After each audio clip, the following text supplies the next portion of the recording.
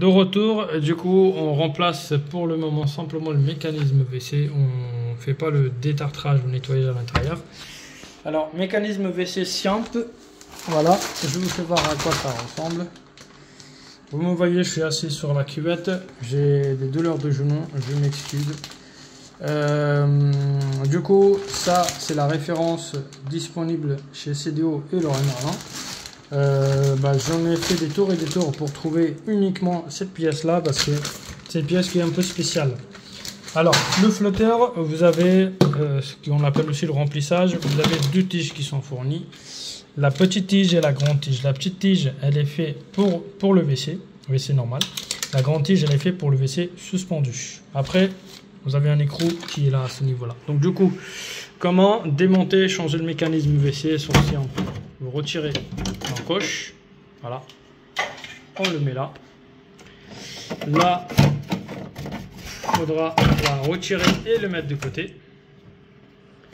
Normalement, on arrive à le retirer, mais bon, je peux vous montrer. Bien sûr, regardez son état. Vous voyez, on arrive à retirer, il n'y a pas besoin de faire quoi que ce soit. Regardez l'état de joint. Donc, là, on retire cette pièce là. Il faudra vraiment le pousser vers le haut. Vous voyez, après du calcaire et ça laisse passer d'eau.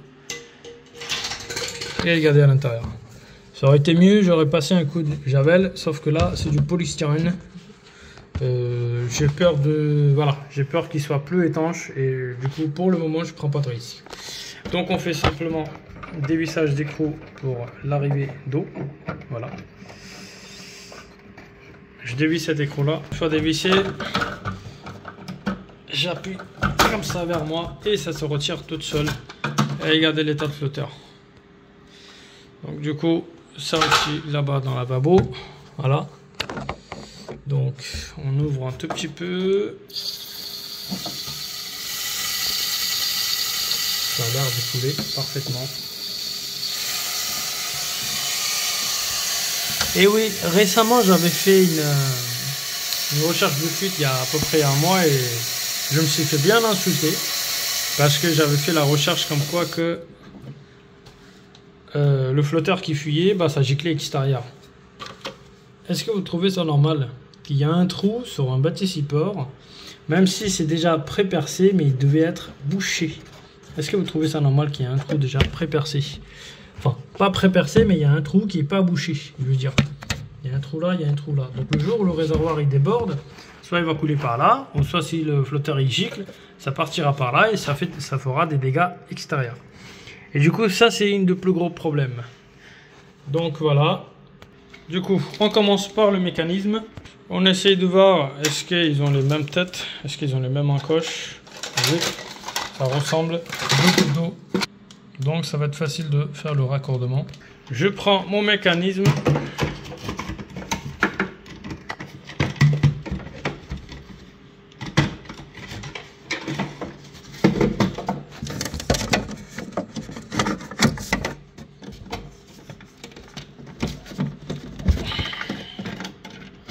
Voilà, ça se clipse assez facilement et ça se retire aussi. Donc il faudra juste le mettre et vous avez plus qu'à légèrement tourner comme ça. Vous l'appuyez avec de la force. Voilà. Donc là il est emboîté. Plus qu'à installer le flotteur. Je prends le petit écrou, je le visse un petit peu. Je fonce le flotteur à l'intérieur et hop. Il est clipsé. Je change le joint, je serre le raccord. Une fois le raccord serré avec une clé à molette ou bien une pince, on ouvre et je rechange le joint et hop, là ça ne suit pas, il est en train de remplir, voilà. On attend. Et bien nickel, c'est une bonne chose.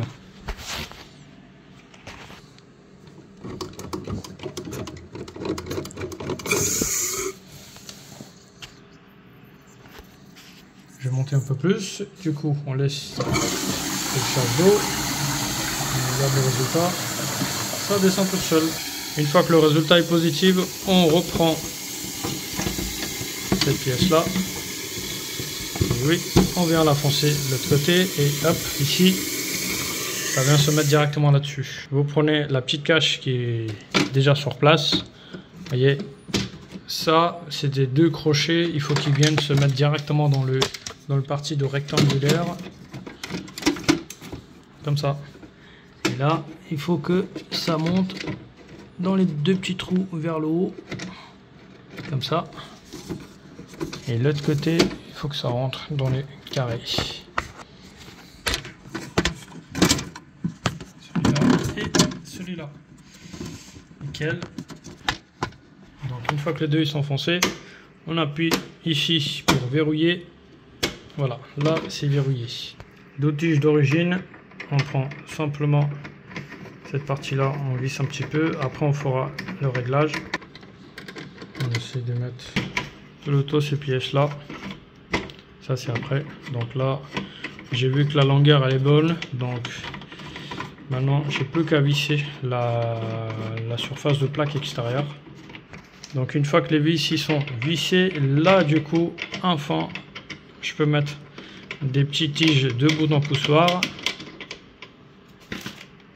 Une fois que les tiges sont réglées un petit peu, je prends mon bouton poussoir, je l'appuie vers le haut et je viens le clipser par le haut. Donc là, on appuie le bouton, petit chasse d'eau,